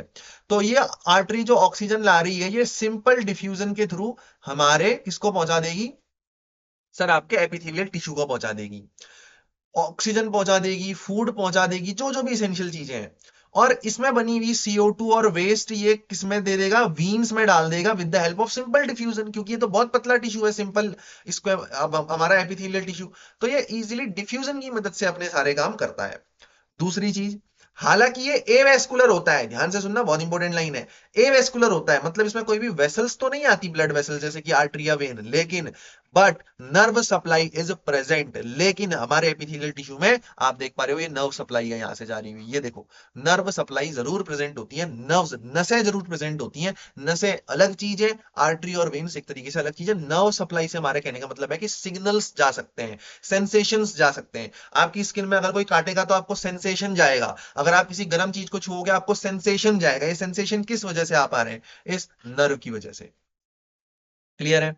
अब कमाल की बात क्या है कि इन दोनों के बीच में एक बेसमेंट मेम्ब्रेन प्रेजेंट होती है। यस, ये दोनों डायरेक्ट कांटेक्ट में नहीं होते हैं, ये दोनों डायरेक्ट कांटेक्ट में नहीं होते हैं, इनके बीच में आप देख पा रहे हो सर एक बेसमेंट मेम्ब्रेन प्रेजेंट होती है, जो यहां पर हमने दिखा रखी है। ये बेसमेंट मेम्ब्रेन ए सेलुलर होती है, यानी कि ये किसी भी प्रकार के सेल्स से नहीं बनी होती है। तो ये डायग्राम है, आपको ध्यान में रखना पड़ेगा, रखना चाहिए, इंपॉर्टेंट डायग्राम है। ठीक है, अब बढ़ते हैं यहां से आगे को। ठीक है, अगर इसमें से कुछ भी चीज यहाँ पर नोट डाउन करने योग्य आपको लग रही है, वैसे तो पूरा ही नोट डाउन करने लायक है, आपको कर लेनी चाहिए। आगे बढ़ते हैं, और अब हम पढ़ते हैं कंपाउंड एपिथेलियम को। पहले दो तरीके के एपिथेलियम है, सिंपल और कंपाउंड। तो पहले हम कंपाउंड को पढ़ रहे हैं। कंपाउंड का मतलब वो जिनमें मल्टीपल लेयर्स ऑफ सेल्स हैं, मल्टीपल लेयर्स ऑफ सेल्स हैं। अब देखो कंपाउंड एपिथेलियम जो है इनका ना बहुत ही लिमिटेड रोल है सीक्रेशन और एब्जॉर्प्शन में। ये किसी चीज को सीक्रेट नहीं करते, किसी चीज को रिलीज नहीं करते, किसी चीज को एब्जॉर्ब नहीं करते। क्यों, इतनी मोटी लेयर है यार, कैसे एब्जॉर्ब कर लेगा कोई किसी चीज को, ये बताओ। कंपाउंड एपिथेलियम में सेल के लेयर के ऊपर लेयर, लेयर के ऊपर लेयर, प्रोटेक्शन का काम है इनका। तो ये किसी चीज को एब्जॉर्ब कर ही नहीं सकते, कितनी लेयर्स में एब्जॉर्ब कर पाएंगे, नहीं कर सकते। उसके बाद इनका मेन रोल प्रोटेक्शन को इंक्रीज करने का है। ये कहां कहां मिलते हैं सर, स्किन में मिलते हैं केरेटिनाइज्ड फॉर्म में। केरेटिनाइज्ड क्या होता है, ये केरेटिन क्या होता है, केरेटिन, केरेटिन को भैया हॉर्न भी कहते हैं। जैसे मान लो ये मेरे ब्लड सेल्स हैं, ठीक है, ये मेरे ब्लड सेल्स हैं। तो होता क्या है, जैसे हमारा स्किन जो है उसमें एक प्रोटीन मिलता है, हमारी स्किन में एक प्रोटीन मिलता है, बालों में भी वो प्रोटीन होता है, केराटिन, नाम आपने अवश्य सुना होगा। तो ये हमारे स्किन के कुछ इस प्रकार के सेल्स हैं। तो होता क्या है, बहुत बार इन सेल्स के ऊपर एक लेयर जम जाती है, कुछ इस प्रकार से। ये मैंने लेयर जमा दी, देखिए ये मैंने क्या करा भैया, एक लेयर जमा दी। इस लेयर को केराटिन की लेयर या हॉर्न की लेयर बोलते हैं, हॉर्नी लेयर। यस यस, ये एक नाम है, हॉर्नी लेयर इसको बोला जाता है। तो ये हमारे स्किन सेल्स के ऊपर आती है, इसकी वजह से क्या होता है, हमारी स्किन थोड़ी सी रेजिस्टेंट बन जाती है। तो हमारी जो ये स्किन है ना, इसमें एकदम स्क्रैच नहीं पड़ेंगे। अगर आपकी ये जो स्किन है, हाथ है, अगर ये कहीं पर एकदम से टकराएगा भी तो इसमें उतने स्क्रैच नहीं आएंगे। लेकिन अगर आपकी अंदर, मुंह के अंदर थोड़ा सा भी कोई स्क्रैच लग गया ना, थोड़ी सी भी अगर कोई खरोच, एकदम वो पकड़ लेगी हमारे अंदर की स्किन। हमारी मुंह के अंदर की स्किन डेलिकेट है, यानी कि नाजुक है, जबकि हमारे हाथ की जो स्किन है वो टफ होती है। रीजन, सर हाथ की स्किन कैरेटिनाइज्ड है, हॉर्नी है, यानी कि इसमें एक लेयर चढ़ रखी है प्रोटीन की, जिसका नाम है केरेटिन प्रोटीन, या उसको हॉर्न भी कहते हैं। लेकिन अंदर की जो लाइनिंग है उसमें ऐसी कोई लेयर नहीं चढ़ी, तो वो बहुत ही नाजुक होती है, डेलिकेट होती है, जबकि बाहर से हमारी स्किन बहुत टफ होती है। तो ये बातें कंपाउंड एपिथेलियम की थी सर। पहले तो ये देखो स्किन में मिलेंगी, ठीक है। दूसरी चीज कहां मिल सकता है कंपाउंड एपिथेलियम, दूसरी चीज जो कंपाउंड एपिथेलियम आपको मिल सकता है लार्ज डक्ट ऑफ ग्लैंड में। लार्ज डक्ट में, छोटे डक्ट में नहीं, लार्ज डक्ट, जो बड़े डक्ट हैं। डक्ट मतलब बेसिकली ट्यूब, नली है ना। अब ग्लैंड है, कोई भी ग्रंथि है, जब वो अपना सीक्रेशन छोड़ेगी तो किसी ट्यूब के थ्रू ही छोड़ेगी। तो उसमें जो बड़ी ट्यूब्स है वो बनाता है कंपाउंड एपिथेलियम। जैसे pancreas, salivary gland, moist surface of buccal cavity है, जो गीला है मुंह हमारा, इसमें कंपाउंड एपिथेलियम है। फेरिंग्स, फेरिंग्स फेरिंग्स आप जानते हो, common passage of food and air pharynx में होते हैं। और ट्रांजिशनल एपिथेलियम में भी कंपाउंड एपिथेलियम मिलते हैं। ट्रांजिशनल एपिथेलियम क्या होता है? जैसे देखो यूरिनरी ब्लैडर, यूरिनरी ब्लैडर में हमारे कुछ मसल्स होते हैं, डेट्रूजर मसल्स, वो कॉन्ट्रैक्ट और रिलैक्स कर सकते हैं। तो होता क्या है, हमारा यूरिनरी ब्लैडर यूरिन को स्टोर कर सकता है विद बाय कॉन्ट्रैक्शन, बहुत कॉन्ट्रैक्ट हो जाता है। और फिर जब यूरिन हम एम्प्टी कर देंगे तो वो रिलैक्स भी हो जाता है। तो वो ट्रांजिशन शो करता है यूरिनरी ब्लैडर। तो जहां पर भी ट्रांजिशन शो होता है, अगर ये पतला होगा यूरिनरी ब्लैडर, ये फट सकता है। क्या बोलते हो यार? सिंपल कंसेप्ट समझ रहा है कि नहीं यहां से? अगर यूरिनरी ब्लैडर किसी का पतला है, पतला यूरिनरी ब्लैडर अगर हो गया, तो अगर यूरिन ज्यादा स्टोर होने लगा तो ये यूरिनरी ब्लैडर फिर तो फट जाएगा। और यूरिनरी ब्लैडर फट गया तो भाई हो गया फिर तो काम। तो इसीलिए यहाँ पर कंपाउंड एपिथेलियम होता है। यूरिनरी ब्लैडर मोटी मोटी सेल्स की लेयर से बनता है, ताकि अगर यूरिन ज्यादा भी स्टोर होना है तो ये स्ट्रेच इजीली हो पाए और फटेगा। अब देखिए लास्ट पार्ट यहाँ पर इस पेज का, cell cell junctions. Compound epithelium खत्म हो गया, हमें सिंपल इपिथेलियम ही बेसिकली पढ़ना है। उससे पहले कुछ एनसीईआरटी ने छोटी छोटी चीजें दे रही है सेल सेल जंक्शंस। मैं अवेयर कर देना चाहता हूं।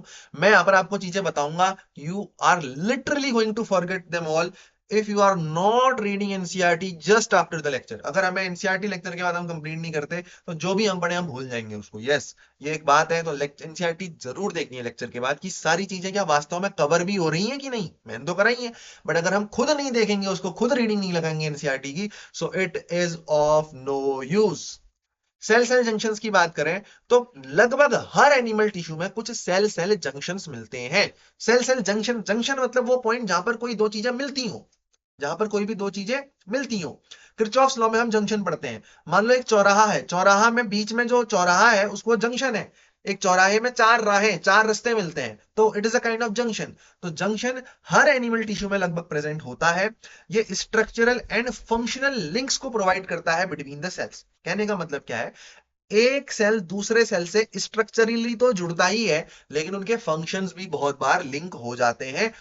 तो जो कि बहुत इसेंशियल है मूवमेंट करने के लिए, चाहे वो एटीपी हो, कोई मॉलिक्यूल्स हो, है ना। एक सेल में ज्यादा है, एक सेल में मॉलिक्यूल कम है सोडियम के मान लो, तो वो भेज देगा। तो इस तरीके से ये चीजें चलते रहती हैं। अब जंक्शन तीन प्रकार के होते हैं हमारी बॉडी में। पहले टाइट जंक्शन, आपको बस शब्द पकड़ना है। एग्जाम में अगर टाइट लिखा आएगा तो वहां पर लीकेज शब्द लिखा आएगा, आप समझ जाना कि आपका जंक्शन टाइट जंक्शन की कैटेगरी में आने वाला है। टाइट जंक्शन नाम से पता चल रहा है बहुत टाइट है, यानी कि ये लीकेज को प्रिवेंट करते हैं। अगर सेल्स के बीच में हम कह रहे हैं कि टाइट जंक्शंस हैं, यानी कि सेल में लीकेज नहीं होगी। दूसरा, एडहेरिंग जंक्शन। एडहेरिंग मतलब क्या होता है, टेप अगर हम खरीद के लाते हैं दुकान से, उसमें लिखे रहते हैं एडहेसिव। एडहेसिव मतलब स्टिक, जोड़ना, आपस में जोड़ना। तो दो सेल्स को आपस में जोड़े रखने का काम जो करते हैं वो एडहेरिंग जंक्शंस होते हैं। और तीसरे होते हैं गैप जंक्शन, जहां दो सेल्स के बीच में गैप होता है जिससे मटेरियल का एक्सचेंज हो पाता है। तो साइटोप्लाज्मिक कनेक्शंस यहां पर बन जाते हैं गैप जंक्शंस में, जिसकी वजह से इजी मूवमेंट हो पाता है बहुत सारे मॉलिक्यूल्स का। तो ये बेसिकली आपका यहाँ पर कुछ इंपॉर्टेंट पार्ट है। यस, जो हमने यहाँ पर कवर करा अबाउट यूर एपिथेलियल टिश्यू। तो इतनी यहाँ पर चीजें हमने बढ़िया तरीके से कवर करी। आगे बढ़ते हैं यहां से। अब बात करते हैं सिंपल एपिथेलियम की, ध्यान से सुनना। सिंपल एपिथेलियम की जब हम बात करते हैं तो सिंपल एपिथेलियम बहुत प्रकार का है हमारे पास। कितने प्रकार का? तीन प्रकार का। Simple squamous, simple cuboidal, simple columnar. एक एक करके समझते हैं, बात को यहीं पर खत्म करते हैं। सबसे पहले सिंपल स्क्वेमस एपिथेलियम की बात करते हैं। स्क्वेमस शब्द का जो लिटरल मीनिंग होता है, अगर आप गूगल में सर्च करोगे तो वो स्केली बता रहा है। स्केली मतलब कवर्ड विद स्केल्स, यानी कि इसमें स्केल्स, कुछ धारियां प्रेजेंट हैं। तो ये स्केल्स मतलब सर देख पा रहे हो, इस तरीके की कुछ स्केल्स हैं, इस तरीके की कुछ स्केल्स हैं। तो ये स्केल्स प्रेजेंट हैं। क्यों कहा इसको स्क्वेमस? क्योंकि इसमें इररेगुलर बाउंड्रीज होती हैं। इन इररेगुलर बाउंड्रीज को अगर आप कोई अच्छी रेफरेंस किताब उठाओगे तो उसमें लिखा है टेसिलेटेड एपिथेलियम। भले ही एनसीईआरटी में ना हो, बट हमें जो चीज एसेंशियल है वो जरूर पढ़नी है।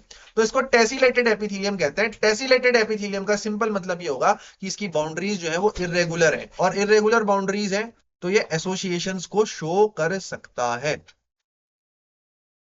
ठीक है, तो ये एसोसिएशंस को शो कर सकता है। एसोसिएशन कैसे कर पा रहा है, आप देख तो पा रहे हो, यहां पर इसकी बाउंड्रीज टेसिलेटेड है, इरेगुलर है, तो ये दूसरे सेल की इरेगुलर बाउंड्री से जुड़ जा रहे हैं। तो इस तरीके से जो भी आपके एपिथेलियम बनते हैं, टिश्यू बनते हैं, उनको स्क्वेमस एपिथेलियम कहते हैं। ये फ्लैट होते हैं, चपटे सेल्स होते हैं, टाइल लाइक सेल्स होते हैं। तो जो फ्लैट सेल्स हैं, जो टाइल लाइक सेल्स हैं, इन्हें हम पेवमेंट एपिथेलियम भी कहते हैं। टेसिलेटेड एपिथेलियम का मतलब है इरेगुलर बाउंड्री, और पेवमेंट एपिथेलियम का मतलब है टाइल लाइक, चपटा होना सेल का। तो सेल सेल ऐसे चपटा होता है। अब भाई कोई गोल सेल है, वो ऐसे चपटा हो गया, तो बताओ उसका न्यूक्लियस भी तो चपटा हो जाएगा। तो न्यूक्लियस ऑल्सो गेट्स फ्लैटेंड। काम क्या होता है सिंपल एपिथेलियम का, बड़ा आसान है समझना। सर ये देखो, चप सिंपल सेल्स हैं, सिंपल है मतलब सिंगल लेयर की बनी है, समझ में तो आ रहा है। सर ये डिफ्यूजन में काम करेंगे, तो ब्लड वेसल्स की सबसे अंदर वाली लेयर इन्हीं की बनी होती है, क्योंकि ब्लड वेसल जो ऑक्सीजन लेके आ रही है उसको तो उन्हें ट्रांसपोर्ट करना ही है। दूसरा, एल्वियोलाई में, लंग्स के एल्वियोलाई में हमने जो सांस खींची, ये ऑक्सीजन अंदर ब्लड में तो घुल ही रही है, तो वहां पर भी हमें पतले सेल्स चाहिए, तो एल्वियोलाई में होते हैं। Bowman's capsule and nephron of and sorry, Bowman's capsule and आपका ग्लोमेरुलस ऑफ नेफ्रॉन होता क्या है, ध्यान से सुनना। ये सर आपका कोई नेफ्रॉन है, नेफ्रॉन का ये इस पार्ट को हम बोलते हैं क्या बच्चों, बोमेन्स कैप्सूल। इसके ऊपर एक टफ्ट ऑफ कैपिलरी होता है, मतलब गुच्छा होता है कैपिलरी का, इसको ग्लोमेरुलस कहते हैं। ये ग्लोमेरुलस है, ये बोमेन्स कैप्सूल है। और इसके नीचे फिर आप अपना वही नेफ्रॉन बनाना शुरू करते हो, ये लूप ऑफ हेनले, ये पीसीटी, इधर डीसीटी, इधर कलेक्टिंग डक्ट, वो सब फिर आप बनाते हो। तो ये बोमेन कैप्सूल और इस ग्लोमेरुलस, इन दोनों में भी आपके क्या प्रेजेंट होते हैं, सिंपल सेल्स, क्योंकि यहाँ पर फिल्ट्रेशन होता है, ये तो फिल्ट्रेशन यूनिट है हमारे यूरिन की।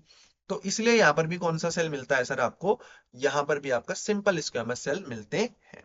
बात करें अगले सेल की, सिंपल क्यूबॉइडल सेल की, तो ये क्यूबिकल होते हैं और सेंटर में न्यूक्लियस होता है। ऑब्वियस सी बात है सर, समझ में भी आ रहा है, क्यूब है, सब जगह से सिमेट्रिकल है, तो सेंटर में ही न्यूक्लियस होना है। अब एक क्यूबॉइडल एपिथेलियम कहाँ मिलता है, याद करना है आपको, डक्ट ऑफ ग्लैंड में, ग्लैंड्स की डक्ट में। अगर डक्ट बड़ी है तो हमने अभी पढ़ा था पीछे की कंपाउंड एपिथेलियम होगा, लेकिन छोटी डक्ट में आपका क्यूबॉइडल एपिथेलियम होता है। तो ये चीज याद हो जानी चाहिए, बहुत क्वेश्चंस आते हैं इसमें। डक्ट ऑफ ग्लैंड में कौन सा एपिथेलियम मिलेगा, सर ये बताओ पहले, लार्ज है कि छोटी डक्ट है। लार्ज डक्ट है, कंपाउंड एपिथेलियम। छोटी डक्ट है तो सिंपल एपिथेलियम मिलेगा, और सिंपल में भी सिंपल क्यूबिकल एपिथेलियम मिलेगा, जैसे कि पेनक्रियाज। पेनक्रियाज देखो, ये ड्यूडेनम हमारा पेट के नीचे का एक हिस्सा होता है छोटा सा, उससे ये पेनक्रियाज निकला है। पेनक्रियाज के ये बड़े डक्ट हैं, ये जो बड़ी वाली ट्यूब है ये बड़ा डक्ट, और ये छोटे छोटे जो निकले हैं ये स्मॉल डक्ट। तो ये बड़ी ट्यूब, बड़ा वाली लाइन जो है, ये कंपाउंड एपिथेलियम की बनी है, लार्ज डक्ट, और ये छोटी छोटी जो ट्यूब्स निकली हैं ये सिंपल क्यूबॉइडल की निकली हैं। ऐसे ही पीसीटी, प्रॉक्सिमल कॉन्वोल्यूटेड ट्यूब्यूल, जो नेफ्रॉन में प्रेजेंट होती है, इसमें माइक्रोविलाई प्रेजेंट होती हैं। माइक्रोविलाई मतलब प्लाज्मा मेम्ब्रेन ही अपने को अरेंज कर लेती है फिंगर्स लाइक प्रोजेक्शन में, तो ये सरफेस एरिया को इंक्रीज करते हैं फॉर रीअब्जॉर्प्शन। क्यों होती है पीसीटी में कि, और डीसीटी में भी होते हैं, ध्यान से सुनना। जो सिंपल क्यूबॉइडल एपिथेलियम है, ये क्यूब जैसे जो सेल हैं, ये नेफ्रॉन के पीसीटी में भी मिलते हैं, डीसीटी में भी मिलते हैं। सर ये नेफ्रॉन का बोमेन्स कैप्सूल है, ये सर ग्लोमेरुलस है। सर नीचे पर इसके बाद आ गया ये पीसीटी, ये आ गया लूप ऑफ हेनले, ये आ गया आपका डीसीटी, और यहां पर फिर ये कलेक्टिंग डक्ट से जुड़ेंगे। ध्यान से सुनना, पीसीटी में हम क्या कह रहे हैं, पीसीटी में ये जो पीसीटी है, इसमें जो सेल्स है ना, वो ऐसे माइक्रोविलाई वाले हैं। क्यों, क्योंकि पीसीटी में रीअब्जॉर्प्शन होता है। डीसीटी में भी क्यूबिकल सेल्स हैं, लेकिन नॉट ब्रश बॉर्डर्ड, इनमें ब्रश बॉर्डर्ड क्यूबॉइडल एपिथेलियम नहीं है, क्योंकि डीसीटी में कंडीशनल रीअब्जॉर्प्शन होता है। परमानेंट रीअब्जॉर्प्शन डीसीटी का काम क्या, प्राइमरीली रीअब्जॉर्प्शन करना डीसीटी का काम नहीं है। पीसीटी का मेन काम होता है रीअब्जॉर्प्शन करना। तो उसमें जो क्यूबॉइडल सेल्स मिलते हैं वो ब्रश बॉर्डर्ड होते हैं, वो माइक्रोविलाई वाले होते हैं। लेकिन डीसीटी में ब्रश बॉर्डर्ड नहीं होते, क्योंकि डीसीटी का काम आपका रीअब्जॉर्प्शन का नहीं है। ऐसे ही हमारे गोनाड्स में सीलिएटेड क्यूबॉइडल एपिथेलियम मिलते हैं, और थायराइड फॉलिकल्स में भी मिलते हैं। आगे बढ़ते हैं, बात करें सिंपल कॉलमनार की। देखो सिंपल कॉलमनार की अगर बात करूं, तो सिंपल कॉलमनार ऐसे कॉलम जैसे सेल्स होते हैं। इनका जो न्यूक्लियाई होगा वो नीचे पर होता है, नीचे पर, तो बेसल न्यूक्लियाई बोलते हैं। सर याद कैसे करें नीचे पर होता है, बहुत सिंपल है, जब हम सेंटर ऑफ मास पढ़ते हैं ना फिजिक्स में, ये सेंटर ऑफ मास के जैसा है। न्यूक्लियाई भी तो सेल का सेंटर ही होता है। तो एक लंबी रॉड का सेंटर ऑफ मास कहाँ होता है, नीचे शिफ्ट हो जाता है सेंटर ऑफ ग्रेविटी की वजह से, ऐसे याद कर लो। लाइनिंग ऑफ स्टमक और इंटेस्टाइन में ये प्रेजेंट होते हैं। स्टमक में और इंटेस्टाइन में कॉलमनार प्रेजेंट होते हैं। ये डायरेक्ट क्वेश्चन आता है, आपको याद होना चाहिए। अब देखो, अब हमें पढ़ना है मॉडिफिकेशन के बारे में। ये हमने सिंपल सेल्स पढ़ लिया, एपिथेलियम पढ़ लिया, सिंपल भी पढ़ लिया, कंपाउंड भी पढ़ लिया। सिंपल तीन तरीके का था, स्क्वेमस, क्यूबिकल और आपका कॉलमनार। अब यहाँ पर मॉडिफिकेशन होता है। स्क्वेमस का तो मॉडिफिकेशन नहीं होता, लेकिन क्यूबाइडल और कॉलमनार का जरूर हो जाता है। कैसे हो जाता है, ध्यान से सुनना। ये जो क्यूबाइडल या कॉलमनार सेल्स होते हैं ना हमारे, ये सीलिएटेड बन जाते हैं। बहुत बार सीलिएटेड बन जाते हैं सर, मतलब इनमें सीलिया आ जाते हैं। सर ये सीलिया माइक्रोविलाई सेम होते हैं क्या? नहीं होते। माइक्रोविलाई एब्जॉर्प्शन के लिए होते हैं। माइक्रोविलाई में क्या होता है, मैंने अभी आपको बताया, प्लाज्मा मेम्ब्रेन ही फिंगर जैसे स्ट्रक्चर बना देती है। जैसे ये पहले एक जैसा एक था, पूरा एक था। आई होप ये विजिबल हो। Just a minute, just just minute, मैं कह रहा हूँ जैसे ये पहले एक था। तो माइक्रोविलाई का मतलब क्या है कि प्लाज्मा मेम्ब्रेन बीच में ऐसे छेद कर दिए प्लाज्मा मेम्ब्रेन ने। ये प्लाज्मा मेम्ब्रेन ने खुद फिंगर जैसे स्ट्रक्चर बना दिए। ये पहले एक था, प्लाज्मा मेम्ब्रेन अंदर को धस गई, तो ये माइक्रोविलाई फिंगर जैसे स्ट्रक्चर बन गए। ये माइक्रोविलाई है। सीलिया अलग चीज है। सीलिया किसी के मूवमेंट को फैसिलिटेट कराता है, माइक्रोविलाई एब्जॉर्प्शन को फैसिलिटेट कराता है। तो ये दोनों चीजें अलग है। माइक्रोविलाई बन रहे हैं मतलब एब्जॉर्प्शन हो रहा होगा। यहाँ पर हम सीलिया की बात कर रहे हैं, तो यहाँ पर किसी चीज का मूवमेंट हो रहा होगा, किसी चीज को धक्का दे रहे होंगे हम, धक्का, है ना। तो जैसे ब्रोंकियोल है। ब्रोंकियोल मतलब जब हम सांस लेते हैं तो उसके साथ बहुत डस्ट पार्टिकल्स आते हैं। तो उन डस्ट पार्टिकल्स को हम छींक के फॉर्म में, छींक के शरीर से बाहर निकालते हैं। तो वहां पर सीलिया प्रेजेंट होनी चाहिए। तो कॉलमनार सेल्स प्रेजेंट होते हैं। जैसे ब्रोंकाई में अगर छोटे हैं, छोटे छोटे छोटे सीलिया, छोटे सेल्स हैं, तो वो क्यूबॉइडल सेल्स होंगे, और बड़े सेल्स हैं तो वो कॉलमनार सेल्स होंगे। और फेलोपियन ट्यूब में भी आपके कॉलमनार सेल्स होते हैं जो कि सीलिएटेड होते हैं। अब बात करें ग्लैंडुलर की, तो ग्लैंडुलर में भी यूनिसेलुलर हो सकते हैं और मल्टीसेलुलर हो सकते हैं। यूनिसेलुलर मतलब एक ही सेल है जो ग्लैंड का काम कर रहा है। जैसे कि गॉबलेट सेल, जो कि म्यूकस को सीक्रेट करने का काम करते हैं हमारे ईसोफेगस में। ठीक है, गॉबलेट सेल्स बोलते हैं इनको। एक ही सेल है जिसमें ग्लैंड, जो ग्लैंड बन गया है। और यहाँ पर देखो, ये बहुत सारे सेल्स हैं, ये बहुत सारे सेल्स हैं, मल्टी सेलुलर हैं जो ग्लैंड बन गए हैं। पेनक्रियाज और सलीवरी ग्लैंड में आपका मल्टीपल सेल्स जो है वो ग्लैंड की फॉर्म में कन्वर्ट हो चुके होते हैं। ग्लैंड्स आप जानते ही हो यार, दो प्रकार के होते हैं, एक्सोक्राइन और एंडोक्राइन। में कुछ नई चीज आपको बताता हूँ, ध्यान से देखो। एक्सोक्राइन ग्लैंड मतलब क्या सर? सर यही पढ़ते आए हैं हम तो। इनके पास डक्ट्स होते हैं। और जो डक्टलेस ग्लैंड होती हैं, जो डायरेक्टली अपना सीक्रेशन ब्लड में डालती हैं, उनको हम एंडोक्राइन ग्लैंड कहते हैं। मेन काम क्या है, नई चीज बता रहा हूँ। एक्सोक्राइन ग्लैंड जो है, इनके सीक्रेशन को एंजाइम कहा जाता है। और सिर्फ एंडोक्राइन ग्लैंड के ही सीक्रेशन को हार्मोन कहा जाता है। यस, ग्लैंड दो प्रकार की होती हैं, एक्सोक्राइन और एंडोक्राइन। एक्सोक्राइन का मतलब क्या है? सर एक्सोक्राइन का मतलब वो डक्ट के थ्रू, मतलब देखो जरा ध्यान से सुनो। जैसे स्वेट ग्लैंड है हमारे, मेरे मुंह में भी स्वेट ग्लैंड होगी। तो स्वेट ग्लैंड का काम क्या है? पसीना निकालना। तो पसीना वो यहाँ पर स्वेट ग्लैंड होगी स्किन में, और यहीं पर पसीना निकालना है, तो वो डायरेक्टली डक्ट के माध्यम से उस पसीने को बाहर निकाल सकती है। लेकिन पिट्यूटरी जैसे कुछ हार्मोन बनाती है, टीएसएच बना रही है, थायराइड स्टिमुलेटिंग हार्मोन बना रही है। तो वो हार्मोन बन रहा सर में है, पिट्यूटरी गले में है। अब यहां से यहां तक की इतनी लंबी डक्ट थोड़ी में बना सकता है शरीर में। भगवान ने इतनी लंबी डक्ट तो दी नहीं है, इतनी लंबी डक्ट दे भी नहीं सकते, पॉसिबल नहीं है ना। अब अगर कोई ग्लैंड यहीं पर प्रेजेंट है और यहीं पर सीक्रेशन निकालना है, तो वो तो डक्ट के थ्रू निकाल लेगी, छोटी सी ट्यूब के थ्रू निकाल लेगी। जैसे कि मेरा ईयर वैक्स हो गया, म्यूकस हो गया, ऑयल हो गया, मेमोरी ग्लैंड हो गई, आंसू हो गए। आंसू क्या है? ग्लैंड यहीं पर है आंखों में, यहीं पर आंसू निकालने हैं। तो वो बहुत आसान है। लेकिन अगर कोई हार्मोन मान लो बन रहा पिट्यूटरी में है, जैसे कि टीएसएच हो गया, एफएसएच हो गया, एलएच हो गया, लेकिन निकलना उसको बहुत दूर है शरीर में, तो उसको डायरेक्टली तो निकाला नहीं जा सकता डक्ट के माध्यम से। तो उसको पहले हमारी जो पिट्यूटरी ग्लैंड है, या जो भी ग्लैंड है, कोई भी ग्लैंड अगर दूर उसका सीक्रेशन, दूर उसका टारगेट सेल है, तो वो उसको ब्लड में डाल देती है। तो ऐसी ग्लैंड्स को हम एंडोक्राइन ग्लैंड्स बोलते हैं, जो अपने सीक्रेशन को जो है ब्लड में डालती हैं। और इन्हीं के सीक्रेशन को हार्मोन कहा जाता है। एक्सोक्राइन ग्लैंड के सीक्रेशन को एंजाइम कहते हैं। सिर्फ और सिर्फ एंडोक्राइन के सीक्रेशन को ही हार्मोन कहा जाता है। कुछ ग्लैंड्स हेटेरोक्राइन, कंपोजिट या मिक्स्ड ग्लैंड कहलाती हैं, क्योंकि ये एक्सो का भी काम करती है, ये एंडो का भी काम करती है। जैसे पेनक्रियाज, टेस्टिस और ओवरी। पेनक्रियाज, टेस्टिस और ओवरी, ये आपको याद रखना है, पेनक्रियाज ही है वैसे तो सिलेबस में। पेनक्रियाज में एक सेल्स होते हैं, आइलेट ऑफ लैंगरहेंस, जो कि इंसुलिन बनाते हैं। ये एंडोक्राइन होते हैं। तो इंसुलिन क्या हुआ? एक हार्मोन हुआ, क्योंकि islet of Langerhans endocrine gland का काम करते हैं, तो जो भी सीक्रेशन ये बनाते हैं जिसका नाम इंसुलिन है वो क्या कहलाएगा, हार्मोन। वहीं पर दूसरे सेल्स और मिलते हैं पेनक्रियाज में जिन्हें सेल्स ऑफ एसिनाई कहते हैं, आगे पढ़ना है केमिकल कंट्रोल एंड इंटीग्रेशन में। तो एक प्रकार के ये एक प्रकार के एक्सोक्राइन सेल्स होते हैं, इनके पास डक्ट प्रेजेंट होती है। तो इन ये डाइजेस्टिव एंजाइम्स बनाते हैं, और डाइजेस्टिव हार्मोन नहीं कह सकते। अगर कोई चीज एक्सोक्राइन है तो एंजाइम शब्द का प्रयोग करोगे, कोई चीज एंडोक्राइन है तो हार्मोन शब्द का प्रयोग करोगे। ये मेन चीज है जो मैं यहाँ पर आपको बताना चाह रहा था। बहुत इंपॉर्टेंट डेटा है, बहुत इंपॉर्टेंट चीज है, पता होनी चाहिए, तब यहाँ पर बात जो है वो बनेगी। Yes, so that is all about our, किसकी हमने आज यहाँ पर चर्चा कर ली। अगर आपने देखा तो आज हमने यहाँ पर अच्छी खासी चर्चा कर ली अबाउट एपिथेलियल टिश्यू। अब एनिमल टिश्यू बहुत प्रकार के थे, एपिथेलियल था, कनेक्टिव था, मस्कुलर था, न्यूरल था, जिसमें से हमने एपिथेलियल टिश्यू की भली भांति यहाँ पर चर्चा कर ली है। अब हमें कनेक्टिव, मस्कुलर और न्यूरल की बात करनी है, and believe me these three are the very very least important topic when it is compare to epithelial tissue, क्योंकि एपिथेलियल टिश्यू ही एक बड़ा टॉपिक था। कनेक्टिव टिश्यू भी इंपॉर्टेंट है, मस्कुलर भी है, न्यूरल भी है, लेकिन वो इतने छोटे टॉपिक्स हैं कि आप उनको ऐसे ही कर सकते हो, बहुत इजीली आपको ये चीज समझ में आ जाने वाली है।